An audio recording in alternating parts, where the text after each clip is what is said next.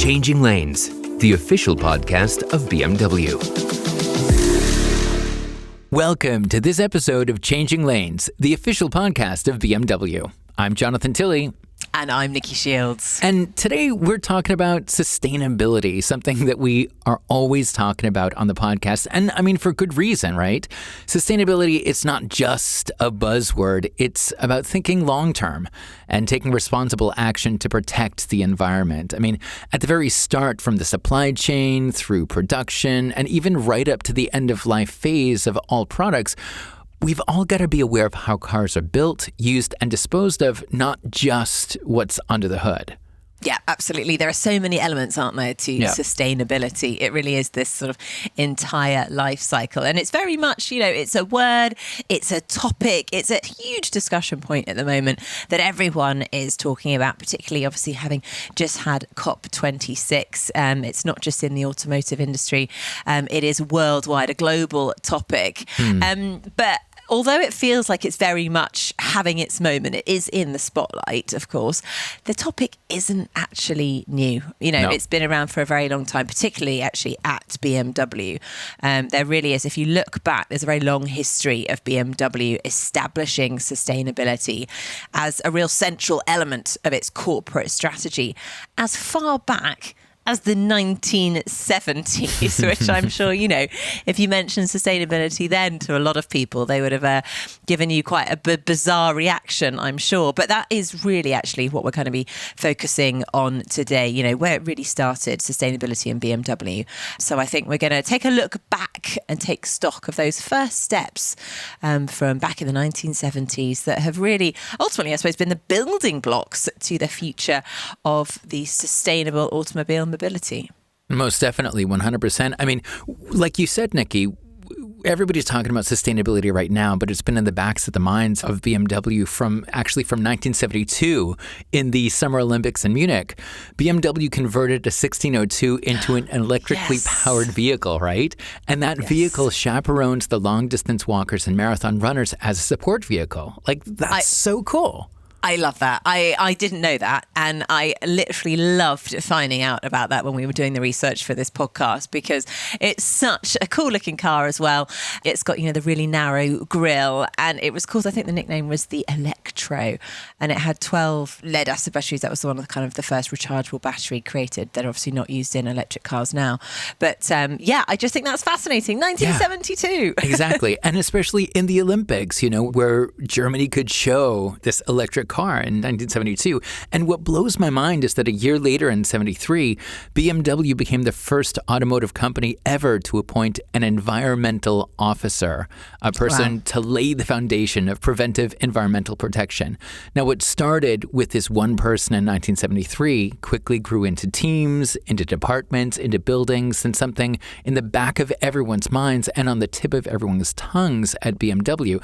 There's been interviews that I've done. There's been interviews that we've all done this entire year where we're talking about sustainability. All these people that we've interviewed grew from this one person in 1973. That blows my mind. That's where it stemmed from. Exactly. And then back then, these new technologies were there to reduce emissions, like catalytic converters and water-based paint technologies. And then it was followed by recycling initiatives and environmental guidelines for the BMW Group in 1993. And since then, there's been so many manuals that have been developed detailing the ecologically effective dismantling and recycling of individual models. So this is just mind-blowing. Yeah, it really is. And as you mentioned there, there are so many different elements when it comes to the sort of the supply chain in the automotive world. But I think, as well as being obviously very central, it started, I suppose, back in the 1970s, sustainability really became very central to the company in 2000. Yeah. And that's because they introduced it was called the New Sustainability Value Report, which came out in 2001, 2002. And what it did was it looked ahead. It looked into the future. It introduced future measures. And what it actually specifically did is divided them into 4 core areas. And that was all about helping to optimize traffic space, to lower fleet consumption, to develop new alternative drive concepts. And also, of course, the one that we all know and love, improve recycling. So they were the kind of the 4 pillars that it set out. And very interestingly, another type of powertrain, there was a trial that took place in 2000, and it was with 15 hydrogen-powered BMW 750 HLs, and they drove over 100,000 kilometres. Can I just say, they not only drove them, they drove them without a hitch. It was seamless. But again, this was a kind of a showcase, wasn't it, as alternative energy can be used in the automotive industry. And then in 2001, the BMW Group signed the Cleaner Production Environmental Declaration, which was a huge sort of statement, a real sort of turning point, I think, when it came to sustainability within the automotive world. And then actually in 2002, it endowed a professorship for sustainability in South Africa to continue to grow the business in that region. And then in 2002 and 2004, the BMW Group organised these kind of dialogue forums, and they were all given the title Sustainability, It Can Be Done. So again, getting the conversation focused on sustainability, and it was a real core aspect to the business. Most definitely. And it definitely can be done. I mean, you mentioned just now about hydrogen power. I mean, let's talk about that a little bit. It is truly driving the future, not just electric vehicles, but hydrogen should also be put into the loop as well, because hydrogen technology was always a priority for BMW. Up until 2007, BMW had covered nearly 4 million kilometers with a small series of 100 hydrogen power vehicles, right? But the infrastructure just wasn't ready for widespread use. So the BMW Group is addressing this by taking part in important initiatives to expand the hydrogen infrastructure, such as H2 Mobility and the CEP in Germany, and is an active member of the EU's fuel cell hydrogen joint undertaking. So not only is it just sustainability as an umbrella, but I love how we're just focusing on all these different aspects of how we can bring so much more sustainability into how you build a car. Yeah, you can build the greatest car in the world, whether it's hydrogen or electric, but if you don't have the right infrastructure, exactly, it's not going to be usable, is it, for the day-to-day consumer? So I think infrastructure is such an important part of all of this when looking at alternative fuels. But I love looking back to, one of my favourite cars, I drive one at the moment, is the BMW i3. I absolutely adore it. And I just love looking back at what it was like at the beginning. It first started in 2011. It was under the sort of project title Project I. And that's when the development of completely new driving concepts really, really started.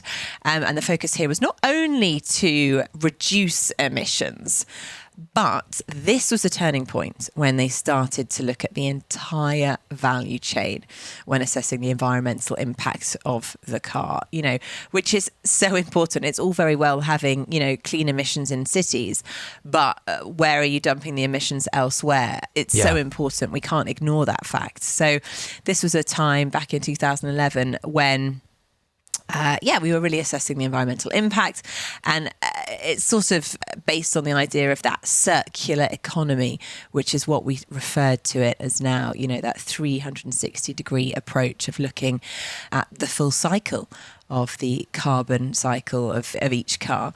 So that's when it kind of started back in 2011. And then the following year was launched the BMW Vision Efficient Dynamics Study. And that provided like the first glimpse of BMW's future path, which we'll talk a bit more on later. But if we go back to the beginning of 2011, that's when the BMW i3 concept, or as it was known as back then, the mega city vehicle, was the first time that we all got to see it. It was very much a concept car. It was presented at the big automotive show, the IAA, and, all eyes were on it. It was a groundbreaking concept car that no one had seen before. It had really lightweight materials such as aluminium and carbon fibre reinforced plastic. Then it had this very futuristic design, packed full of modern digital technologies. And, there was this new sort of CO2 minimized production process, which used 100% green electricity. And I love looking back at photos of it, and there's videos of it online, because it's hardly changed. My i3 is really not that far off that original concept car from over, 10 years ago, which I think just shows it was such a forward-thinking car. The fact that it remains so modern and futuristic today is a huge compliment to the design of it. But it did evolve slightly, actually, because in 2013, the concept car that they called the megacity vehicle actually became the BMW i3.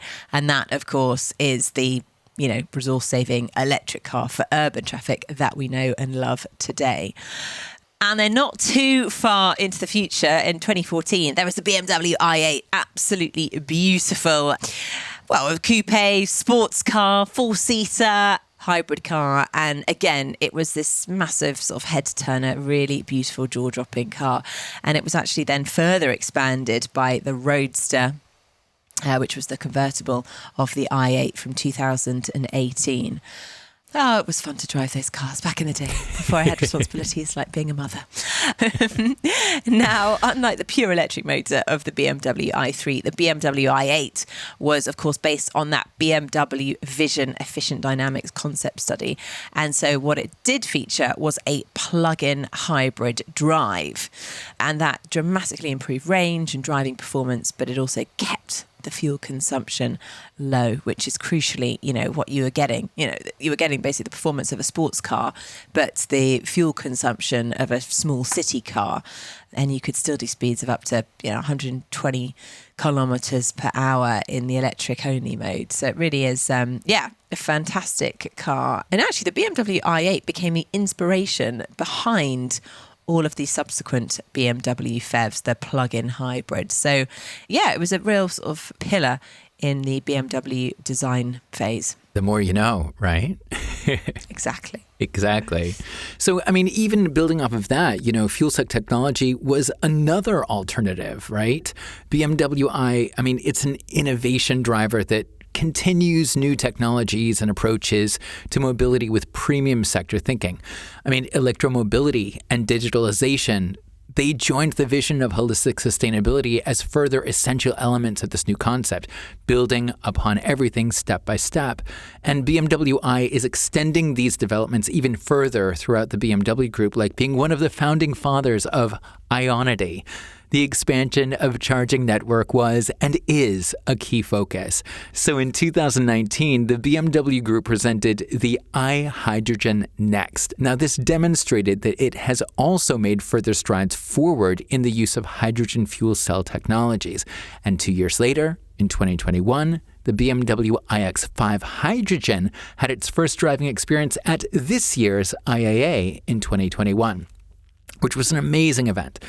Now, with a focus on a combination of fuel cell and power battery to guarantee even stronger performance and exploit the advantages of both of these technologies, this vehicle will be used in a small series from 2022 for demonstration and testing purposes. So the sky is the limit with the BMW iX5 Hydrogen. Yeah, it's a very cool car, isn't it, as well? I remember when that first came out, lots of people were talking about it, that's for sure. And actually, again, it comes back to what's been going on around this sustainability value report, because actually before that came out in 2001, I think BMW Group had already placed emphasis on recycling and dismantling vehicles in the most environmentally friendly way possible. And that's so important. What do you do with the car after you finished with it? And there's actually a great example of this back in 1990, I think, when BMW started up its own first pilot vehicle disassembly factory at the Landshut plant. And now, actually, in 1992, the world's first manufacturer's in-house recycling optimized vehicle design works standard was introduced. Again, a reminder of we need to set the standards. This is what our plan is going forward. And design for recycling was the sort of guiding principle that ensures reusability is taken into account right from the developmental phase, which means that vehicles are almost completely recyclable, which is absolutely critical when it comes to the supply chain. Most definitely. I think it's so awesome that we have the opportunity to talk about not just what's under the hood, but also what happens at the end of life, and that's so important to consider and just have on the tips of our tongues as well and the backs of our minds when considering sustainability. It's not just CO2 emissions anymore. It's from beginning to end. And the future of that is really exciting. I mean, BMW is committed to ambitious goals through its strategic direction, which obviously intends to improve even further with the introduction of, you guessed it, the Neue Klasse. It's been dropped here and there. People have been saying things. There's been this buzz going on. It's the Neue Klasse, right? By 2030, the BMW Group will cut in half the CO2 emissions per vehicle in the use phase. Now, they are also planning to use up to 50% secondary materials and are going to be focusing on further cooperative ventures for plastics recycling, which is something I'm super excited about. Now, the circular economy, we say it all the time, and the more we say it, the more you get to understand about it. The circular economy plays a huge role in this, known as circularity. But why stop there, right? We're on a roll. BMW is also pulling many other levers, such as, for example, having a clear focus on green power in production, or recycled tungsten for tools, or a strong emphasis on closed material cycles, or sustainable cultivation of natural rubber. And the list goes on, just to name a few key measures on the way to a more sustainable future. Yeah, and it just is sort of a reminder, isn't it? There are just so many details. There are so many elements that you need to look at. It's a huge, huge undertaking. But, you've got to say massive credit to BMW because they've already succeeded in reducing CO2 emissions per vehicle produced by 78% compared to the 2006 levels. So that's a huge achievement. And, they're not going to stop there, of course. I think already 95% of the vehicles are already recyclable, and 90% of the high voltage batteries can be recycled. So some huge numbers there and a huge achievement, but they're not going to stop there. No, that is not enough for BMW because they're pushing towards their new goal. And a real focus on that is that newly mined raw materials should only be used if there is absolutely no alternative. And a huge amount of research is being done at the moment into finding the alternative resources so that exactly that, we don't have to mine new raw materials. And then, of course, this year we saw the BMW iVision Circular, which again took the world by storm. And that is a real sneak peek of, I think, what a car based purely on circularity could really look like. It's a concept car. It's made of 100% recycled materials and is also 100% recyclable.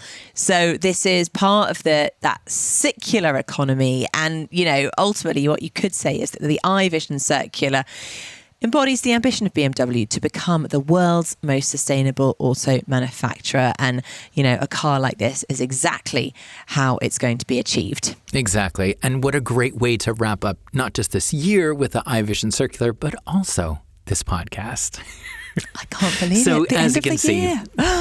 I know, right? Crazy. So, as y'all can see, BMW didn't just start now with the topic of sustainability. And as we mentioned before, there's a huge, long list of history points just focusing on sustainability. And BMW takes the topic very seriously. Real facts, honest steps, they're all driving us into a greener future. And I, for one, feel really optimistic. Yeah, and it's amazing just to talk through the journey, where it started back in the 1970s to where we are today in 2021. Yeah, exactly. I said it before and I'm going to say it again. 1973, where that one person was positioned as the environmental person, and now there's so many people. And it just makes you feel like, okay, we're moving towards something really positive for the future. Yeah, absolutely. Making a difference. Exactly. Well, thank you so much, everybody, for listening to this week's episode of Changing Lanes. Thank you. And if you have enjoyed this episode, please do subscribe to our podcast for all future episodes. And to dive deeper into all things BMW, head on over to bmw.com to learn more. I'm Nicki Shields. And I'm Jonathan Tilley. And this has been Changing Lanes. See you next time. Goodbye.